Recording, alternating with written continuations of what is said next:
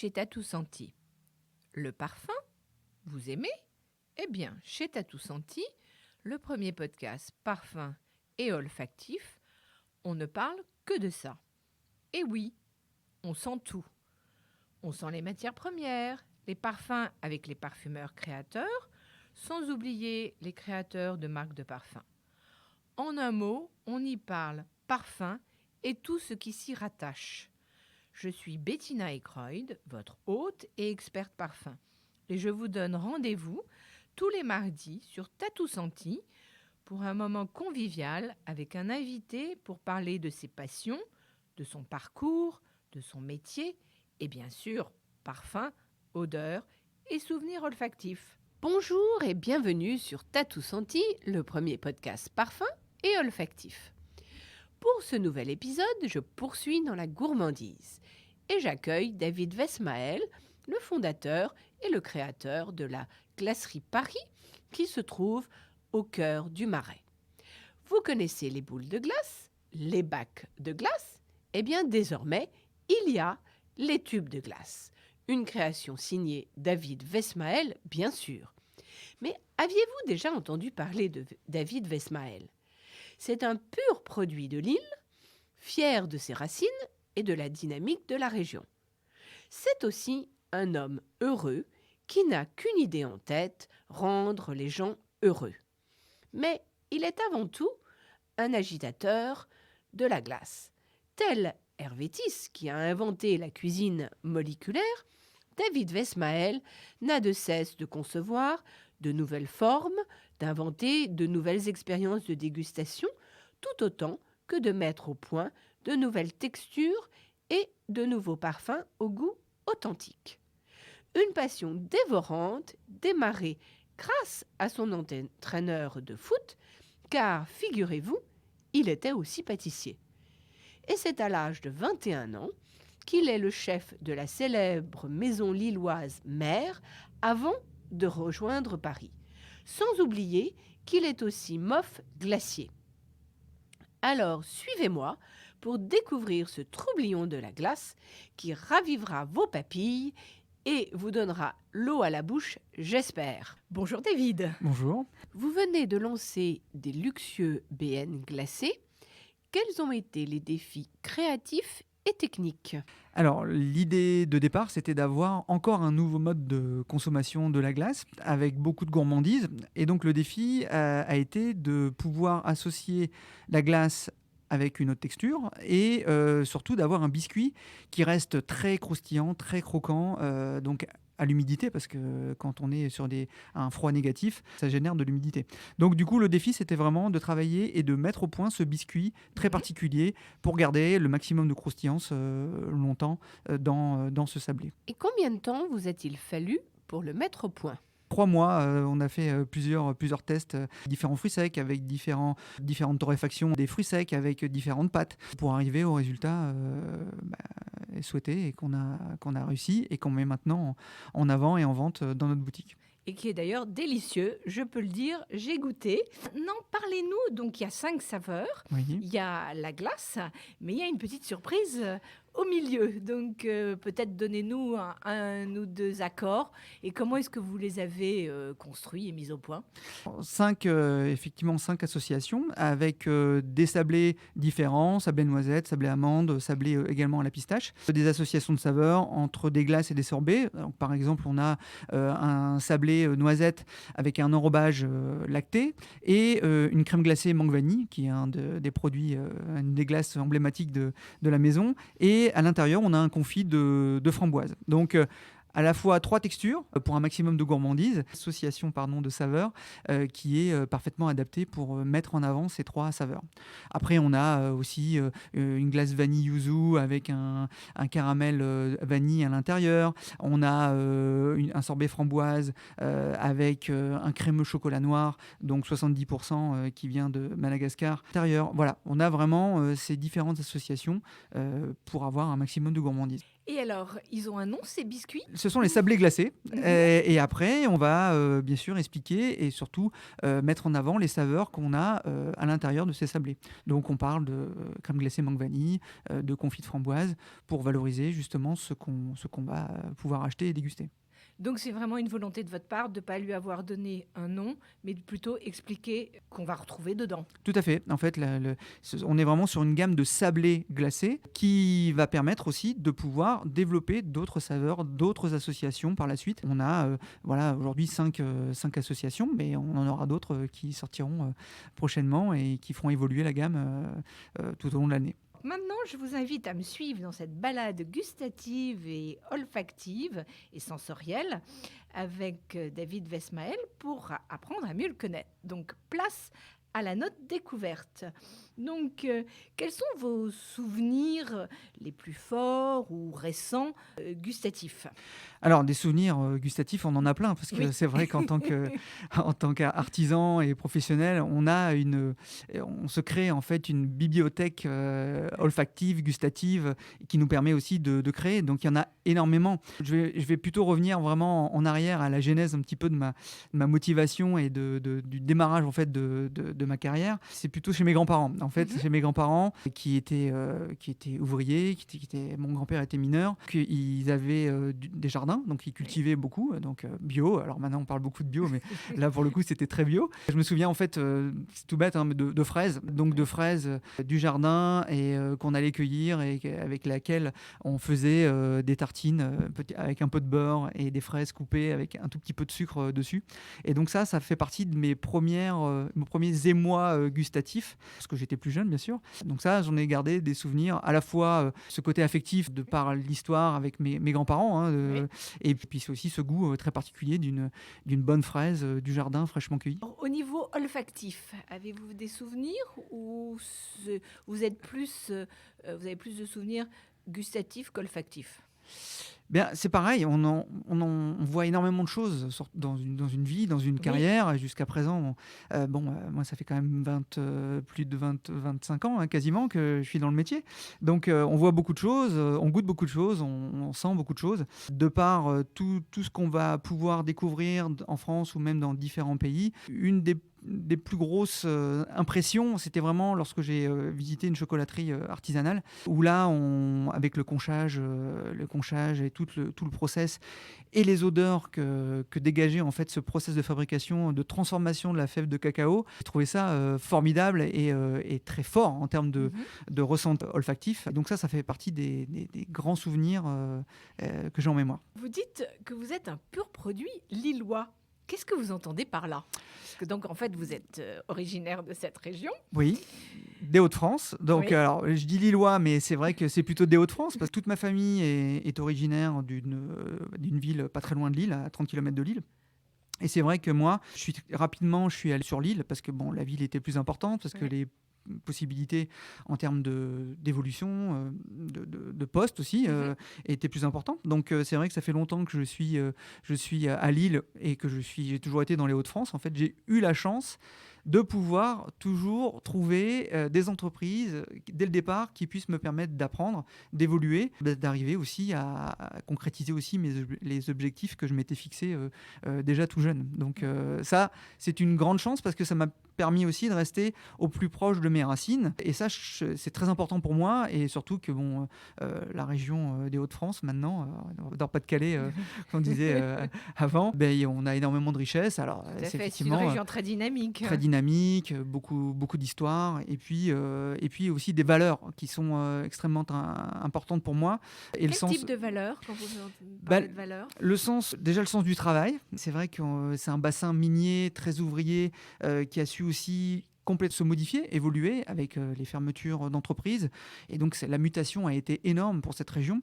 Mais c'est vrai que ça fait partie des valeurs vraiment du Nord-Pas-de-Calais, ces valeurs du travail, de l'échange, du partage, l'intégration, tout au moins de l'accueil aussi.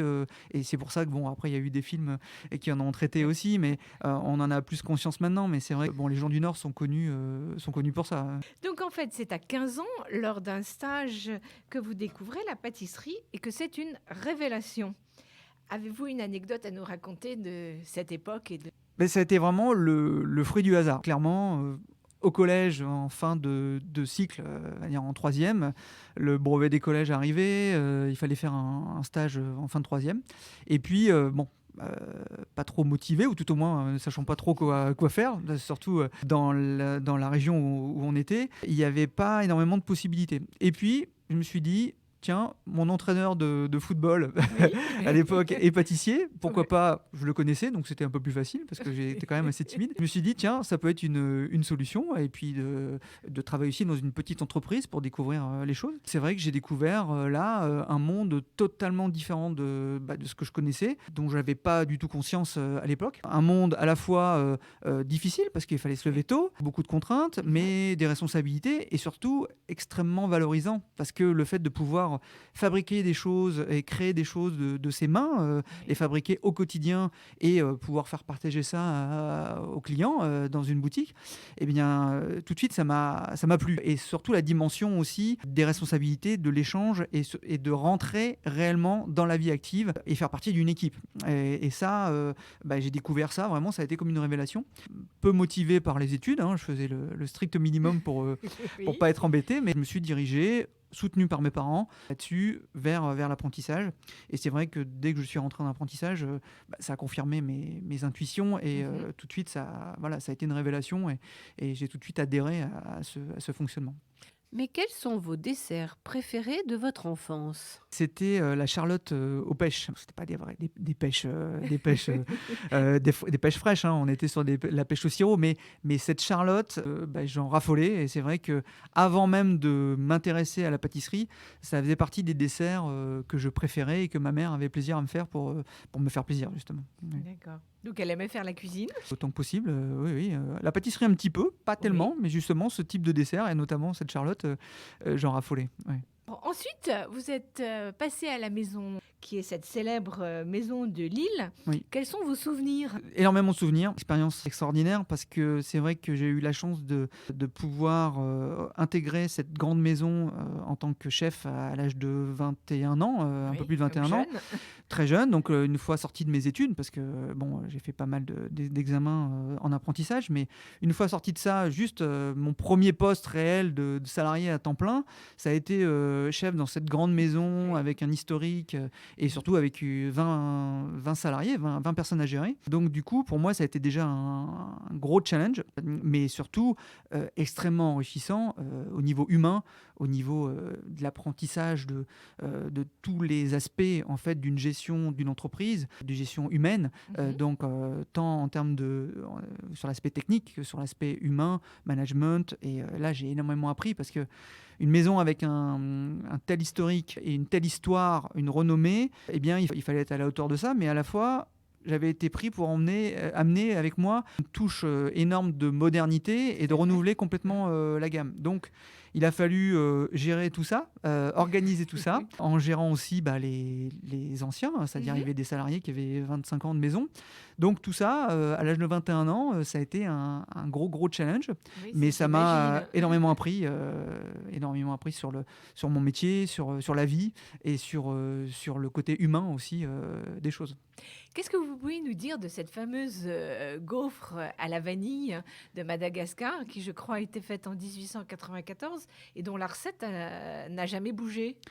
Écoutez, formidable aussi, hein, j'allais dire une pièce de musée, on va dire, Oui, hein, cette quasiment, gaufre, hein. oui. C'est vrai que c'est un produit très simple, mais à la fois qui est technique par le choix des ingrédients, par la technicité aussi de travail de la pâte, la cuisson qui est vraiment très particulière, et le fait de garnir cette gaufre à chaud, c'est-à-dire directement Ah oui. sortie du fer à gaufre, en Mhm. mettant le fourrage, eh bien, ça donne vraiment une gaufre très particulière qui est propre à la maison mère et qui fait son succès depuis des années et des années. Mais c'est vrai que le choix des matières premières est très important. La vanille, la poudre de Oui, vanille oui. employée, sucre, la Mhm. granulométrie du sucre. Et j'ai Oui. découvert aussi que l'importance de cette granulométrie, parce que le sucre, à l'époque, et je pense que c'est encore fait comme ça, était fait maison. Donc on broyait le sucre Ah pour oui. qu'il ait vraiment une granulométrie très particulière qui confère en fait ce croustillant, ce croquant à ce fourrage très particulier de cette gaufre de chez mère.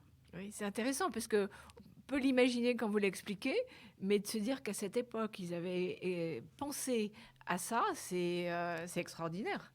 Oui, oui, oui. Alors, est-ce que c'est fait exprès ou Oui, ou un c'est accident. ou un accident parce que le fait de fabriquer son sucre, en fait, c'est du sucre glace qui était fabriqué maison avec une granulométrie et un broyage artisanal. Mais voilà. Après, il y a eu des process industriels qui sont venus mettre du sucre glace facilement. Mais là, je pense que c'était au départ, voilà, il y a une utilité, un besoin technique, et puis après, ça s'est transformé en vraiment une spécificité, un savoir-faire de ce produit. Quels sont les desserts ou les recettes que vous avez mis au point pendant cette période?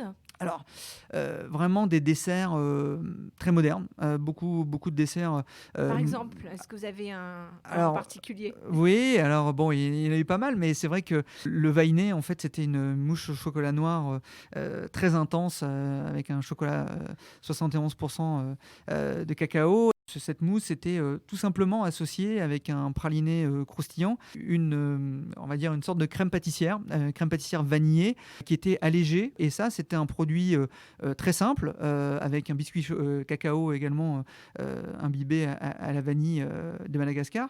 Et un produit très simple, mais très gourmand et à la fois qui plaisait à énormément de personnes. Donc ça a fait partie très rapidement des entremets, des petits gâteaux qui ont eu un fort succès. Sinon après il y en a eu pas mal. Hein.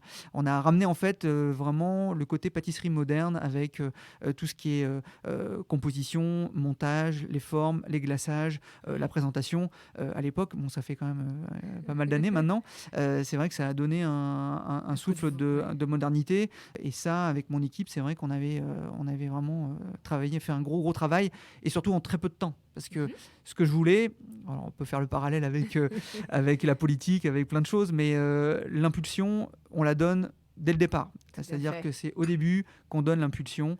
Et donc, moi, je voulais que en quasiment une semaine, on va dire une bonne semaine ou 15 jours, on a transformé complètement la gamme.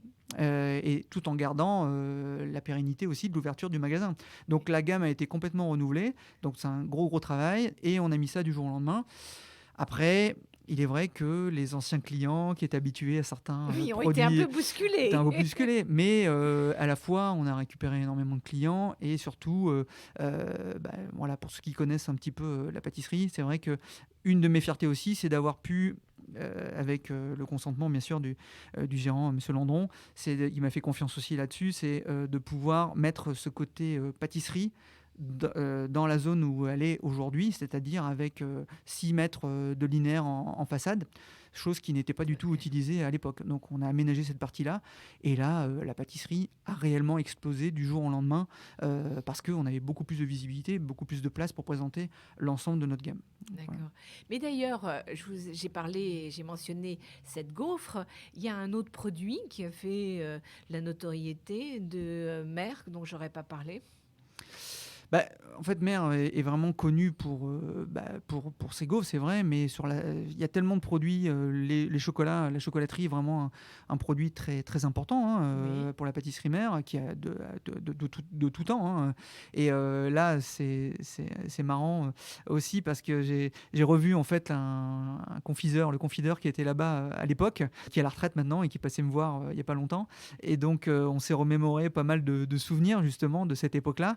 Et moi, je me souviens de lui, le confiseur, pour faire les fruits déguisés, pour faire les petits Jésus en sucre, les caramels maison, toute cette partie confiserie, et qui était dans un laboratoire, mais qui est vraiment un musée, avec de vieilles machines incroyables. Et je vois encore ce confiseur sur sa chaise en osier à moitié cassée, qui était en train de faire les yeux des petits Jésus pour les périodes de Noël, de tremper les fruits déguisés, de tasser son amidon pour faire les différentes confiseries. Et ça c'était vraiment extraordinaire, et ça fait partie, je pense, des produits vraiment emblématiques aussi de la maison, au-delà de la pâtisserie qui a évolué aussi avec les chefs successifs qui se sont présentés dans cette maison. D'accord. Et alors, vous êtes resté combien de temps en tout? J'y suis resté 5 années à peu près. D'accord. Ouais, 5 années.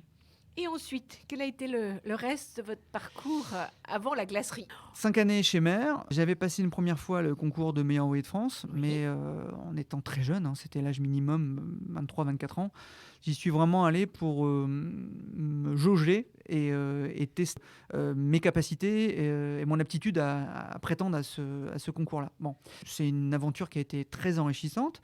Bon, je ne suis pas allé jusqu'au bout, bien sûr, mais ça m'a permis de voir en réel ce qu'il fallait entreprendre et tout ce qu'il fallait faire pour s'organiser et pour arriver à l'objectif que je m'étais fixé déjà depuis très tôt, depuis très jeune, c'est d'être meilleur ouvrier de France. Et donc, là, quand vous parlez de cette première expérience, c'était en chocolaterie ou en pâtisserie? en glacerie. En glacerie. En glacerie, oui. Ah oui, tout à fait. En fait, je Parce suis que pâtissier. vous avez deux MOF. Non, alors non, je suis meilleur ouvrier de France glacier. Oui. Voilà, et membre de l'équipe championne du monde de pâtisserie. Donc ça, c'est un concours, un autre concours qu'on a réalisé et qu'on a passé avec d'autres collègues meilleurs ouvriers de France aux États-Unis. Donc non, je suis meilleur ouvrier de France glacier. D'accord. Voilà. Alors justement, puisque vous parlez de ça, quel était le thème donné de cette année et qu'est-ce que vous avez, parce que je crois qu'il y a deux parties, et donc qu'est-ce que vous avez réalisé? Pour le concours de meilleur ouvrier Oui. de France. Alors, en fait, ce concours se passe en plusieurs étapes, parce que ce sont toujours des étapes de 3 jours. Il y a à peu près 3 jours d'épreuve, 2 jours et demi, on va dire, d'épreuve. Et donc, suivant le nombre de candidats, suivant le nombre d'inscrits, on a des présélections qui permettent après d'arriver à une finale où on a généralement, suivant les sessions, 6, 7, 8 candidats. De là, sort 1, 2, 3 ou pas du tout de meilleur ouvrier de France. Comme ça se passe tous les 4 ans, c'est vrai qu'on a un peu de temps aussi pour préparer l'épreuve. Néanmoins, nous, sur le meilleur ouvrier de France glacier, à l'époque, on était un peu précurseurs et on était les premiers à mettre des épreuves qui ont été imposées après, notamment d'avoir un mémoire, de réaliser un mémoire sur le thème général et sur le thème qui était imposé pour la finale du meilleur ouvrier de France. Et donc, cette session-là, donc en 2004, ça date pas d'aujourd'hui, le thème général était la Renaissance italienne et son influence sur les métiers de bouche. Donc, du coup, il a fallu travailler ce mémoire, tout cet historique, le soutenir devant un jury de meilleur ouvrier de France et de professeurs d'éducation nationale, professeurs d'histoire. Donc, ça nous a permis aussi, à tous les candidats, de travailler vraiment autour de ce projet, autour de ce thème, pour pouvoir créer nos propres compositions. Un buffet global avec un certain nombre de produits imposés, c'est-à-dire qu'on avait imposé un entremets de telle taille, tel nombre de pièces, des bonbons, pas des bonbons, des petits fours glacés, une coupe glacée ou une spécialité régionale. Enfin voilà, il y a un certain nombre de critères imposés. Et après, libre à chacun d'interpréter le thème et de créer et de composer ces produits pour présenter ce buffet au terme de ces 2 jours et demi d'épreuve. Il y a un buffet qui va comporter bien sûr tous les produits glacés, mais aussi une dimension artistique qui est la sculpture sur glace, donc pour présenter aussi ces produits glacés. Oui, donc c'est légèrement différent par rapport au MOF chocolatier ou au MOF pâtisserie, où ça. Justement on leur demande d'avoir la connaissance de techniques anciennes et de techniques et de choses modernes.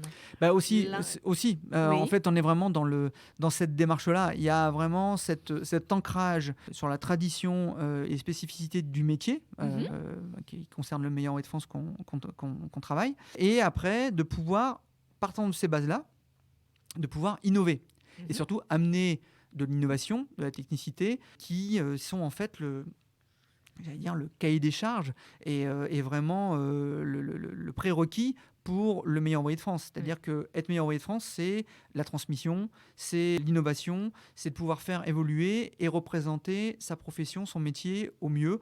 On est aussi le porte-flambeau et l'élite d'une profession. Donc, on se doit aussi, pour tout ça, d'être à la hauteur de ces exigences-là. Et donc, ça fait ces épreuves font partie aussi du challenge pour pouvoir créer et innover et se mettre dans une dynamique justement d'innovation, de création et pour le métier.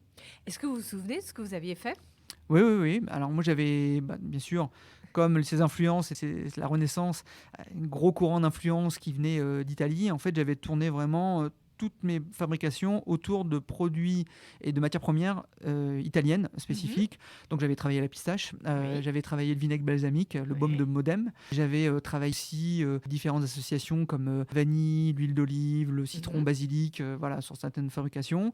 Et puis une spécialité régionale, parce que ça c'était vraiment imposé, où là j'avais fait une fausse bière à la chicorée que je pense refaire à la boutique, donc avec vraiment une fausse bière à la chicorée, donc qui reprenait en fait les mêmes codes visuels qu'une bière, avec la mousse, etc. Composition donc avec de la fleur de bière, du chocolat, une mousse à la bière, la chicorée bien sûr, voilà, vraiment une association, et la vanille.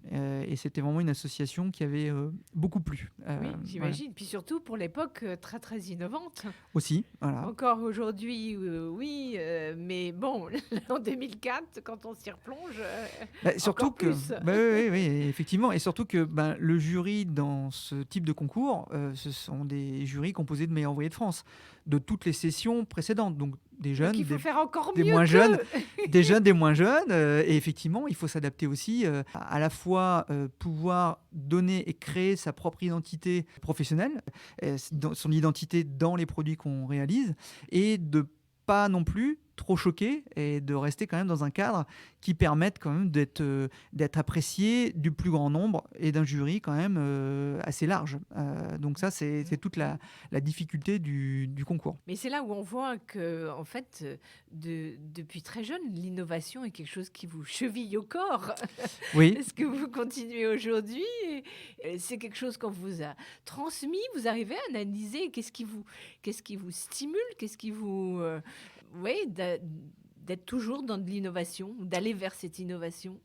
C'est de pouvoir vraiment amener et faire évoluer en fait ce beau métier. Alors, je suis pâtissier au départ, plus de formation, j'ai dévié sur la glace, mais en fait, je suis toujours entre ces deux espaces, entre ces deux technicités, ces deux technologies, ces deux savoir-faire, association de la pâtisserie et de la glacerie. Et en fait, je me suis rendu compte que la glace était vraiment un produit que, effectivement, j'affectionnais. C'est pour ça que j'ai passé le concours de meilleur France glacier. Oui, c'est vrai que je me suis aperçu aussi très rapidement que la glace était assez, tout au moins la glacerie, était assez traditionnel ou traditionnaliste dans le mode de consommation, dans la façon de présenter, dans aussi la vision qu'en ont les consommateurs. C'est-à-dire que la plupart des gens, la glace est le dessert préféré de Français dans les études d'opinion, mais d'un autre côté, les clients et les consommateurs voient la glace uniquement station balnéaire, l'été, quand il fait chaud. Et ça, c'était aussi pour moi un challenge de dire... Le moyen propice de bousculer. Aussi, voilà, c'est ça. C'était vraiment de se dire, on va essayer d'apporter des choses, de l'innovation, de dépoussiérer un petit peu cette partie-là et de pouvoir apporter une identité et une particularité de fabrication de produits qui soient identifiables, qui puissent faire avancer aussi le métier et l'approche aussi du consommateur par rapport à la glace. Quels sont les chefs que vous avez croisés ou avec qui vous avez travaillé ou pas, qui vous ont appris le plus ou qui ont fait quelquefois un déclic à un moment donné? Il y a quelques personnes. On rencontre dans une carrière généralement mon maître d'apprentissage m'avait dit, tu sais, tu vas rencontrer 2-3 personnes qui vont te faire gagner 10 ans à chaque fois, enfin qui vont te faire évoluer. Et c'est vrai, ça s'est concrétisé. Et notamment, la première personne vraiment qui m'a permis d'évoluer en fait, et surtout cette étape du concours de meilleur ouvrier de France était vraiment importante pour moi. C'est Monsieur Bigot, Jean-Yves Bigot, qui lui m'a fait confiance aussi, et on avait fait un deal pour que je puisse passer le concours meilleur ouvrier de France dans les meilleures conditions.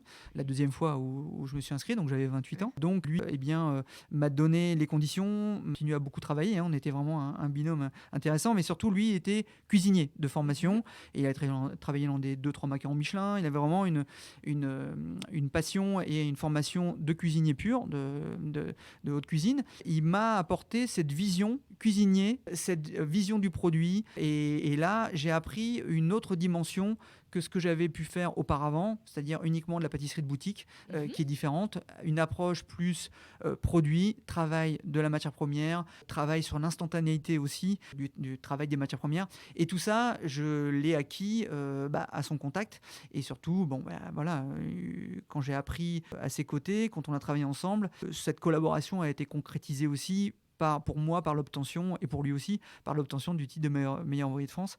Et donc ça, c'était une belle histoire.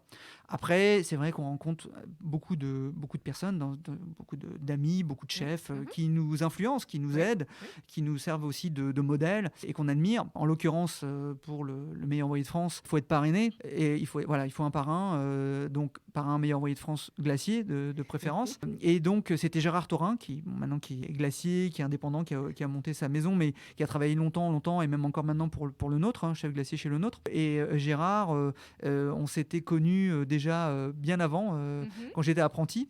Quand lui a été meilleur ouvrier de France, j'ai été son assistant pendant la finale du concours de meilleur ouvrier de France, parce qu'il était blessé. Et que, voilà, c'est une longue histoire, mais c'était déjà la boucle était intéressante. On s'est retrouvés quasiment 12 ans après, et moi 12 ans après, je passais les concours de meilleur ouvrier de France. Je lui ai demandé pour me parrainer, surtout qu'on avait quand même une philosophie commune du produit. Oui, je pense que c'est important pour ça. C'était important. Donc je faisais goûter bien sûr à Gérard Thorin, et puis également à mon ami aussi Christophe Michelac, qui à l'époque n'était pas encore champion du monde, qui était déjà un chef dans le tuyau très connu, qui était au Place Athénée, et je leur faisais goûter mes produits. Je me souviens de la première fois où j'ai fait goûter mes premiers essais, mes premières préparations pour le MOF. Pour parler vulgairement, j'en ai pris plein la tête parce que voilà, ils m'ont vraiment assassiné. Mais pour le bien. Pour le bien. Et donc, du coup, ça m'a permis effectivement de me remettre en question sur l'ensemble de ce que j'avais fait. Pourquoi ? Parce que j'ai compris après et ils me l'ont expliqué après coup, que naturellement, on fait ce qu'on sait faire en premier, ce qu'on a acquis, le savoir-faire, c'est humain, voilà. Le concours de meilleur ouvrier de France, c'est se dépasser, se surpasser. Et donc, ils m'ont poussé dans mes retranchements, ils m'ont poussé à me surpasser pour aller chercher au-delà de ce que je savais et de pousser encore plus loin les choses, les tests, les associations. Et voilà. Et donc, je les en remercie tous. Et après, voilà, il y a aussi beaucoup de rencontres qui nous font évoluer au quotidien. Ouais. Alors justement, quel est votre ustensile préféré et est-ce qu'il y en a un qui ne vous quitte jamais quand vous êtes en cuisine ? Alors, dans vos labos. Alors, nous, c'est vrai qu'en glacerie, le principal outil, c'est le réfractomètre. Oui. Un réfractomètre ou brixomètre qui permet en fait de mesurer le taux d'extrait sec des matières premières ou d'une glace ou d'un sorbet ou d'une matière première, notamment un fruit frais. Un fruit frais, on va pouvoir mesurer son taux de sucre grâce à cet outil-là. C'est ce que utilisent également les vignerons. Donc, ce qui va nous permettre de pouvoir connaître les caractéristiques techniques, tout au moins le taux de sucre, ce qui va nous permettre de pouvoir calculer une recette et d'équilibrer une recette avec ce fruit, avec cette matière première, et de pouvoir la réaliser au mieux, avec un maximum de goût, un maximum de tenue. Et ça, c'est le propre aussi du métier de glacier, de pouvoir créer ses propres recettes à base d'une matière première qu'il a sélectionnée et validée. Donc en fait, c'est le point de départ de la recette. C'est le point de départ. Vous avez mentionné tout à l'heure qu'ensuite, vous avez concouru pour le championnat du monde. Du monde, oui. Pour la pâtisserie. Oui. Qu'est-ce que vous avez fait ? Est-ce qu'il y a un thème ? Comment ça se passe ? Alors, oui, effectivement, c'est un thème imposé. Global, imposé, oui, ou pas, ça dépend. Là, en l'occurrence, c'était un thème libre. Le but aussi est cette aventure humaine, parce que là, c'est une aventure humaine, c'est une équipe. D'accord. En tant que meilleur ouvrier de France, on est hors concours. On n'a plus le droit, en France, de participer à des concours. Avec d'autres collègues meilleurs ouvriers de France, et notamment le capitaine Stéphane Glacier. Le but était pour lui de monter une équipe pour aller concourir au championnat du monde, donc qui se passait aux États-Unis. C'est une compétition qui n'a plus lieu aujourd'hui, malheureusement, mais qui est un peu concurrente de la Coupe du monde de pâtisserie à Lyon, au CIRA, qui a lieu tous les 2 ans. Cette compétition nous était accessible en tant que meilleur ouvrier de France. Donc l'idée de départ était de monter et de composer une équipe de meilleurs ouvriers de France pour aller concourir à cette compétition. Et donc c'est ce qu'on a fait. Donc avec vous étiez combien ?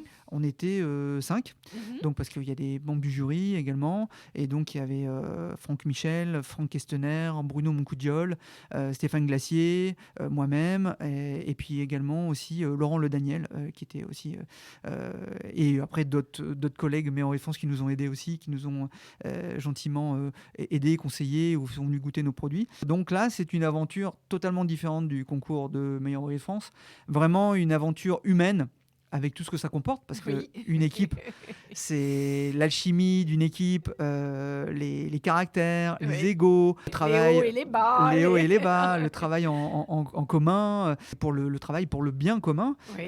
Tout ça, ça faut fait le ressortir. gérer. Il faut le gérer.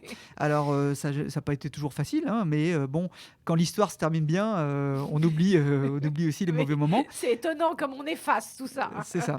Et tant mieux. Mais oui, c'est ça. Mais le challenge était de pouvoir de créer la mayonnaise et de faire monter cette mayonnaise entre des bonnes individualités et d'en faire une équipe qui soit performante. Bon, ça, c'est tout le savoir-faire de Stéphane Glacier qui a réussi tant bien que mal, ça n'a pas toujours été facile, mais à pouvoir construire tout ça. Et puis, voilà, une belle aventure Et donc, humaine. qu'est-ce que vous avez réalisé? Un buffet global, donc avec différentes pièces en sucre, pièces en chocolat, pièces en pastillage et différents produits, entremets glacés, bonbons de chocolat, entremets pâtissiers. Voilà, tout un tas de production de produits, tant sur l'aspect artistique Mhm. que sur l'aspect, bien sûr, gustatif, avec des produits de dégustation. Et là, il y a un thème ou absolument pas? Là, non, il n'y avait pas de thème particulier. Donc là, c'est quand même 22 nations. Hein, Donc du coup, ça fait beaucoup d'interprétations différentes, ce qui permet aussi de voir énormément de choses intéressantes. Une vision par pays, une vision de la pâtisserie, une vision du monde qui est différente pour chaque équipe et chaque pays représenté.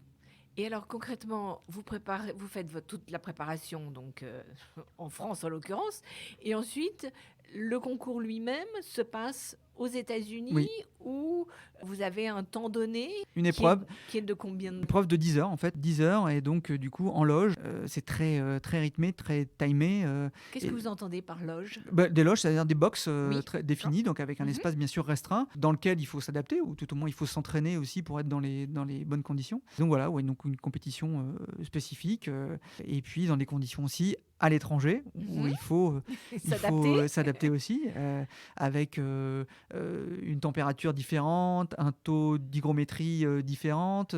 Si le matériel, il est imposé, vous ne l'amenez pas. Vous n'amenez pas des choses. Alors, il y avait quand même beaucoup de matériel à porter, hein, parce qu'il y a quand même du matériel spécifique qui était créé pour l'occasion. Oui, c'est quand même une grosse machinerie et beaucoup de logistique aussi autour de ça.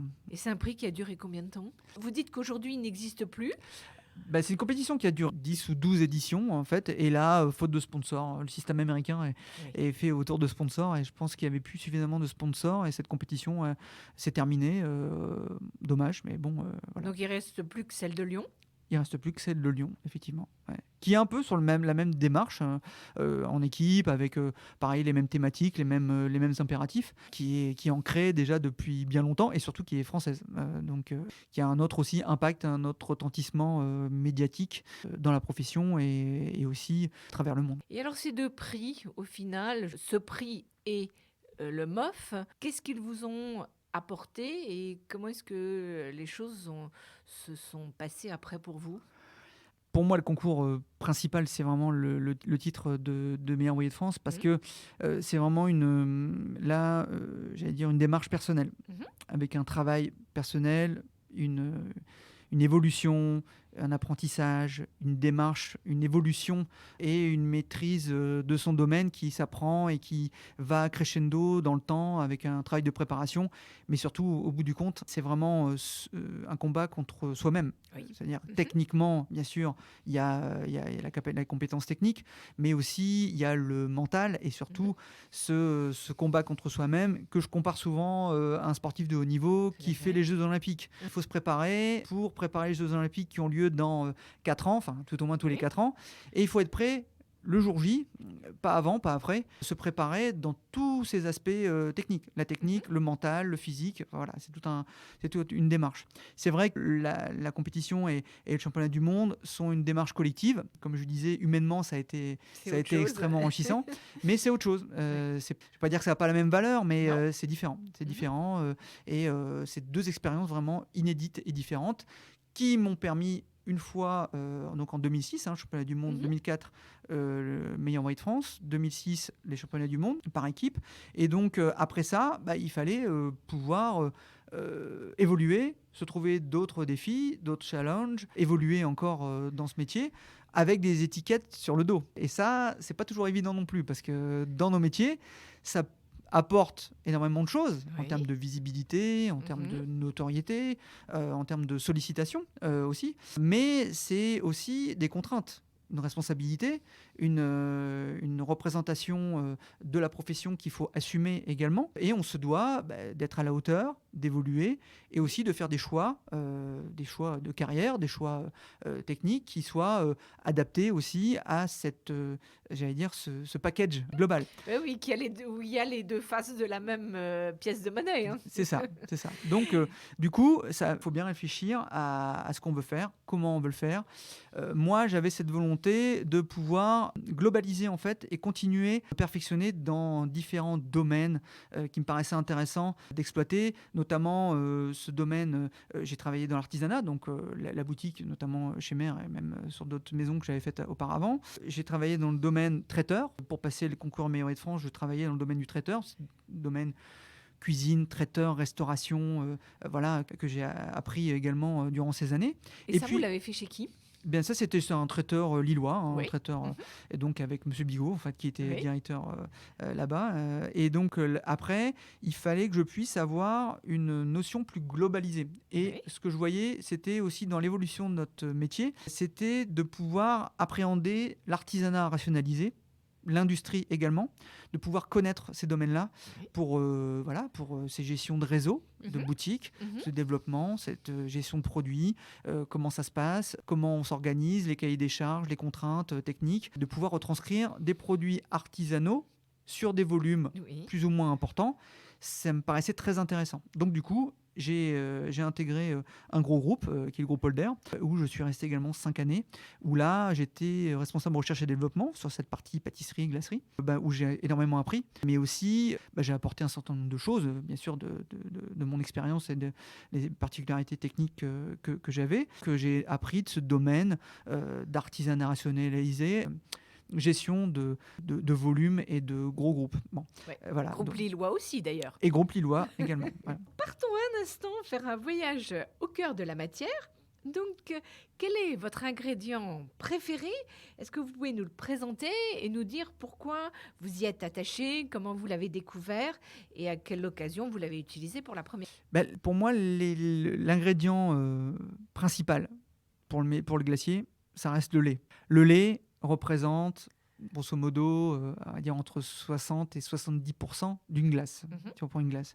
Donc, le lait est extrêmement important. Le lait va donner l'onctuosité, va donner bien sûr les saveurs, certaines particularités, certaines qualités organoleptiques à la glace. Au-delà de la saveur qu'on va vouloir valoriser, le lait va donner une texture, va donner cette onctuosité naturelle au produit. Donc, ce lait est extrêmement important pour l'équilibre et pour le résultat final de notre recette. C'est pour ça que j'ai attaché beaucoup de temps et d'énergie à sélectionner et à trouver le lait le plus adapté et le meilleur pour pouvoir réaliser l'ensemble de nos produits, l'ensemble de nos glaces. Pourquoi ? Parce que je voulais un lait régional, donc des Hauts-de-France, qui soit à la fois sécurisé, c'est-à-dire pasteurisé, donc au niveau bactériologique, qui soit déjà normé, et j'allais dire qu'on ait déjà une première approche sécurisée au niveau bactériologique du lait, mais tout en gardant toutes ses facultés et toutes ses qualités organoleptiques. Oui, qui doit être un challenge. Voilà. Donc l'éleveur, son mode d'alimentation, le mode d'alimentation de ses bêtes, la façon dont ils sont traités, voilà, toute cette démarche-là, et donc voilà, c'est l'éleveur qui a été sélectionné, qui est à Beaufort exactement, donc à côté de Valenciennes, correspondait parfaitement à ce cahier des charges-là. Je travaille avec lui depuis le début, et donc ça se passe très très bien avec ce lait et sa crème également, qui est issue du même cahier des charges, et on travaille, et pour moi c'est vraiment un élément très important. Vous voulez en savoir plus ? Bien sûr. Alors, rendez-vous mardi prochain et avec David, nous vous raconterons les coulisses de la glacerie Paris et ses nouveautés pour Noël et la galette des rois.